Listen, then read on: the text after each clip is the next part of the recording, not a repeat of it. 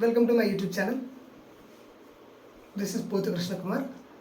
First time చూస్తున్నట్టయితే నా YouTube ఛానల్ని లైక్, షేర్, సబ్స్క్రైబ్ చేయండి. నేను రీసెంట్గా స్టార్ట్ చేశాను బిగ్ బాస్ రివ్యూస్ తెలుగులో. ఈసారి ఈ బిగ్ బాస్ సీజన్ యథావిధంగా నాగార్జున గారి హోస్ట్గా చేస్తున్నారు. మొత్తం 14 మంది కంటెస్టెంట్లు. ఇందులో 14 మంది కంటెస్టెంట్లు కూడా పేరుగా లోపలికి ఎంట్రీ ఉంచడం ఈసారి కొత్తగా డిఫరెంట్గా ఉంది. అదొక డిఫరెంట్ ఎంట్రీస్ ఉన్నాయి. టోటల్ 7 పేర్స్గా ఇంట్లోకి ఎంట్రీ ఇస్తారు. వీళ్ళతో పాటు మనకి ఎవ్రీ సీజన్లో సినిమా ప్రమోషన్స్ కానీ ఈవెంట్స్ కానీ సెలబ్రిటీస్ వస్తుంటారు కదా. ఈసారి 3 వస్తారు. అందులో ఫస్ట్ మన రానా వాళ్ళు 35 అనే మూవీ ద్వారా వస్తారు ఫస్ట్. ఈ ఫస్ట్లో కూడా ఈ 35 మూవీ వాళ్ళు కూడా ఎప్పుడు వస్తారంటే 2 పేర్స్ వచ్చిన తర్వాత వస్తారు. మనం ఇప్పుడు కంటెస్టెంట్ లిస్ట్లోకి వెళ్తే ఫస్ట్ యష్మిని గౌడ, నిఖిల్ వీళ్ళిద్దరు వచ్చారు. వీళ్ళిద్దరు కన్నడ బ్యాక్గ్రౌండ్ అనుకుంటాను, బ్యాక్గ్రౌండ్. వీళ్ళకు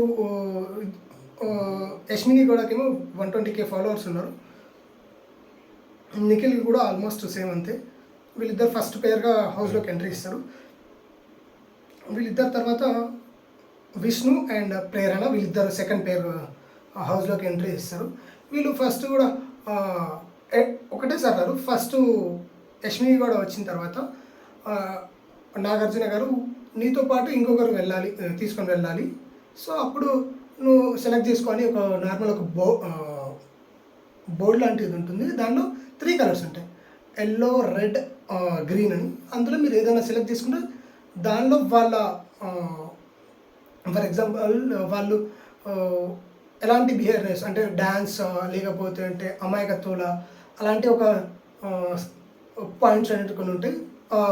3 కలర్స్లలో వాళ్ళు ఏదో ఒకటి సెలెక్ట్ చేసుకున్నప్పుడు అందులో ఒక్కొక్కటి మోస్ట్లీ ఇందులో 14 మంది 7 మెంబర్స్ సెలెక్ట్ చేసుకుంది. అండ్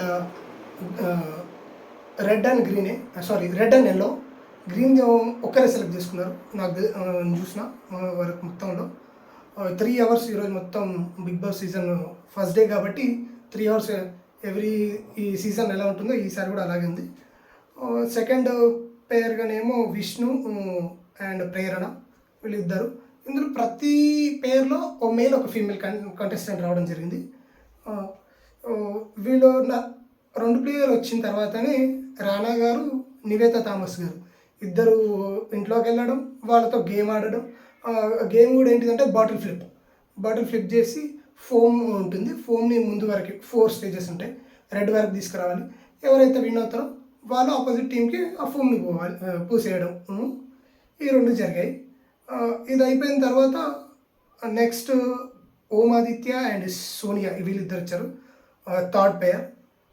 తర్వాత ఇందులో ఈ బిగ్ బాస్ సీజన్లో నాకు పర్ఫెక్ట్ పేర్ అనిపించింది ఇప్పటివరకు నేను చూసిన ఈ రోజు వరకు బెజవాడ బేబక్క అండ్ శేఖర్ భాష గారు వీళ్ళిద్దరు. అంటే నేనేం ప్రమోషన్ ఏం చేయట్లేదు వాళ్ళకు.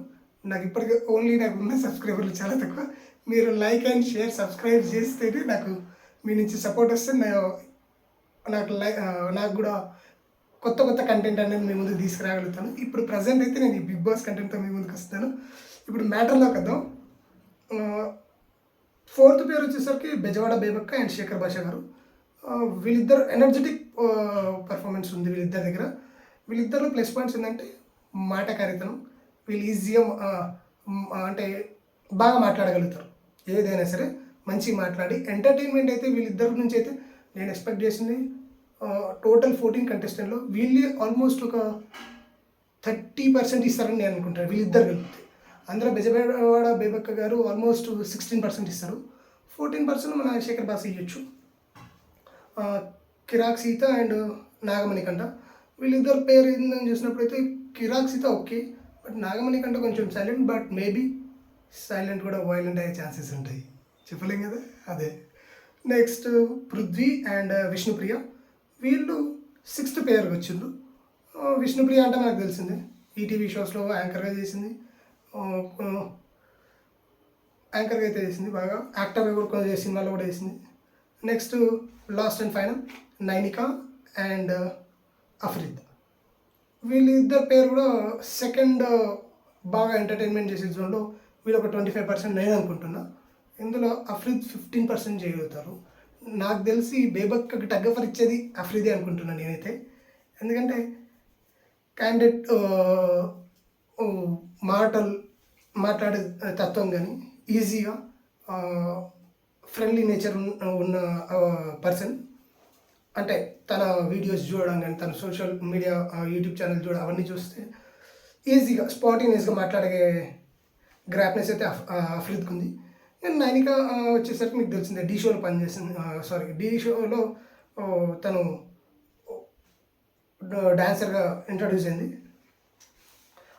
ఈ వీళ్ళు మొత్తం 14 మంది. మర్చిపోయాను, సెకండ్ టాస్క్ వచ్చేసరికి వీళ్ళకి ఫస్ట్ టాస్క్లో విన్ అయిన టీం తోటి మళ్ళీ ఒక నో క్యాప్టెన్ అనే ఒక కొత్త కొత్త థాట్ అనేది ఇంట్రడ్యూస్ చేస్తారు. ఇంతకుముందు సీజన్ మొత్తంలో ఆ వీక్ క్యాప్టెన్ అయితే ఆ వీక్ మొత్తం ఇమ్యూనిటీ ఉండేదంటే ఆ వీక్ అతను ఎలిమినేషన్లో ఉండేటోడు ఎవరైనా వాళ్ళు కాదు. ఈసారి అలా లేదు, నో ఇమ్యూనిటీ నో క్యాప్టెన్ అనే ఒక కాన్సెప్ట్ కూడా కొత్తగా తీసుకొచ్చారు. అంటే బిగ్ బాస్ సీజన్ 8 లిమిట్లెస్ కదా, అందుకోసమే కొత్త థాట్. నెక్స్ట్ నేను చెప్పాను కదా, 4 మెంబర్స్ ఫస్ట్ 2 పేర్స్ కలిపి ఒక గేమ్ ఆడిన తర్వాత 3 పేర్స్ కలిపి సెకండ్ గేమ్కి ఇందులోకి వచ్చింది నాని గారు మూవీ సరిపోదులే శనివారం హీరోయిన్ ఇద్దరు రావడంతో వాళ్ళందరూ ఇందులో బిగ్ బాస్ హౌస్లో కూడా యాక్షన్ ఏరియా అని కూడా ఉంటుంది. అది అక్కడికి వెళ్ళేసేసి వాళ్ళు అందులో బెలూన్స్ వాటర్తో నిండిన బెలూన్స్ ఉంటాయి. ఒక బాల్లో అంటే ఒక బాల్ నుంచి వాళ్ళకు మళ్ళీ ఆడే వ్యక్తులకి గంతలు కట్టి ఉంటాయి. మీన్స్ బ్లైండ్ ఫోల్డ్ కట్టేసేసి ఆడిపిస్తారు. ఇందులో పేర్లు ఎవరు అంటే మనకు ఓమాదిత్య సోనియా ఇద్దరు కలిసి వచ్చారు కదా, వాళ్ళిద్దరిలో ఓమాదిత్య గారు ఆడతారు. సోనియా మాత్రం బౌల్ వెనక ఉంటుంది. బెజవాడ బేబక్క గారు నిలబడి ఉంటారు, శేఖర్ భాష గారు ఆడతారు. ఇక్కడేమో కిరాక్ సీత వెనక ఉంటుంది, మణికంఠ ఆడడం జరుగుతుంది. ఈ ముగ్గురు పేర్లో శేఖర్ భాష బేబక్క టీం అనేది గెలవడం జరుగుతుంది. సెకండ్ ప్లేస్లోనేమో ఓమాదిత్య వాళ్ళ పేరు ఉంటుంది. వీళ్ళు గెలిచిన తర్వాత మళ్ళీ యాజ్ ఇట్ ఈస్ ఇంతకుముందు నో క్యాప్టెన్ అని కాన్సెప్ట్ ఎలా వచ్చిందో థర్డ్ టైం మళ్ళీ వీళ్ళతో కొత్త నో రేషన్ అనే దాన్ని కూడా ఓపెన్ చేపిస్తారు. అంటే అది వాళ్ళు సెలెక్ట్ చేసుకుంటే ఆటోమేటిక్గా నో రేషన్ అని వచ్చే ఆప్షన్ అనమాట. వాళ్ళకి తెలియదు మరి ఏమొస్తుంది అనేది, బట్ వాళ్ళు ఓపెన్ చేస్తే నో రేషన్ అనేది వస్తుంది. అంటే లిమిట్లెస్ అనమాట రేషన్ కూడా. ఇంతకుముందుగా ఏంటిది ప్రతి సీజన్లో లిమిట్ ఉండేది, ఇప్పుడు అలా కాకుండా లిమిట్లెస్ అనే కాన్సెప్ట్తో. నెక్స్ట్ ఫస్ట్ 2 పేర్స్ తర్వాత 3 పేర్స్ టోటల్ 10 మెంబర్స్ అయిపోయారు. తర్వాత లాస్ట్ 2 పేర్స్ వచ్చిన తర్వాత అనిల్ రావుపూడి రావడం జరుగుతుంది. అనిల్ రావుపూడి రావడంతో అక్కడ కూడా ఒక చిన్న కిటుకు పెడతారు. ఏం లేదు, కొంచెం ఫన్నీగా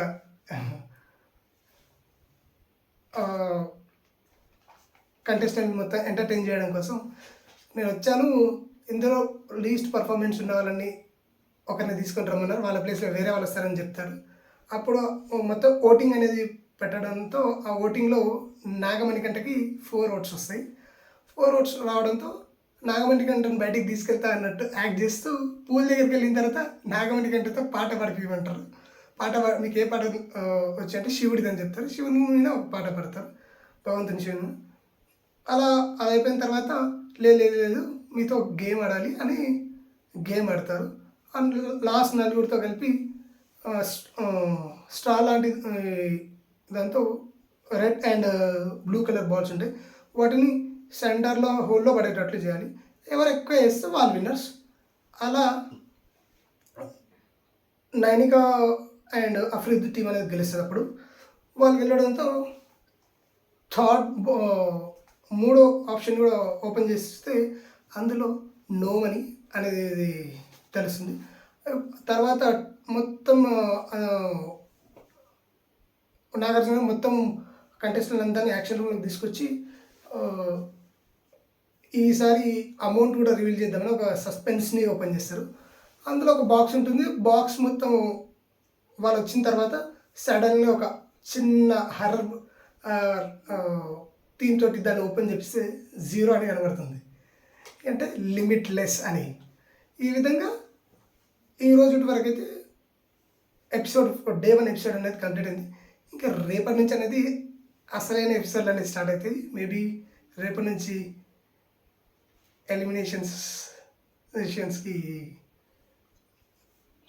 నామినేషన్స్కి ప్రాసెస్ అనేది స్టార్ట్ అవుతుంది అనుకుంటున్నా. ఆల్రెడీ బయటికి వెళ్ళడానికి నాగమణి కంటే 4 ఓట్లు పడ్డాయి కదా. మేబీ కొంచెం రసవత్తరంగా ఉండొచ్చు. Signing off. బాయ్.